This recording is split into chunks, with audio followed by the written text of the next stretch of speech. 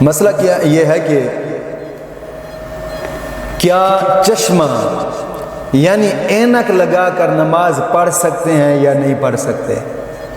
اینک لگا کر کئی لوگ نماز پڑھتے ہیں کیونکہ کشمکش ہے معاشرے کے اندر اس کے اوپر کہ کچھ بعض لوگوں کا خیال ہے کہ نہیں ہوتی نماز، بعض کہتے ہیں ہو جاتی ہے۔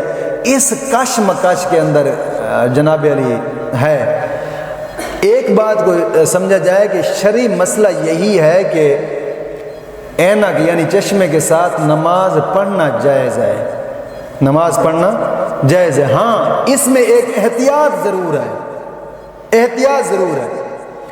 وہ احتیاط کیا ہے کہ ناک کی ہڈی کا، یہ جو ہڈی ہے ناک کی ہڈی کا زمین پر جمنا واجب ہے، زمین پر جمنا واجب ہے۔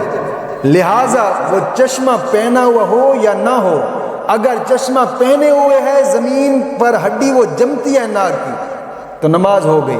اگر چشمہ پہنا ہوا ہے وہ ناک کی نرم ہڈی زمین پر نہیں جمتی بلکہ ناک کی نوک ہی زمین پر لگتی ہے تو واجب چھوٹ جاتا ہے۔ جب واجب چھوٹ گیا نماز واجب الادا دوبارہ پڑھنی پڑے گی۔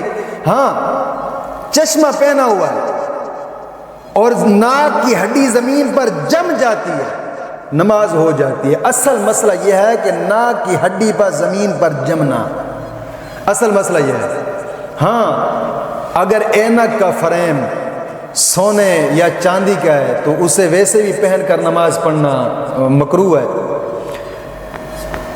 اللہ رب العزت دین متین کی سمجھ عطا فرمائے۔ وما علینا الا البلاغ المبین۔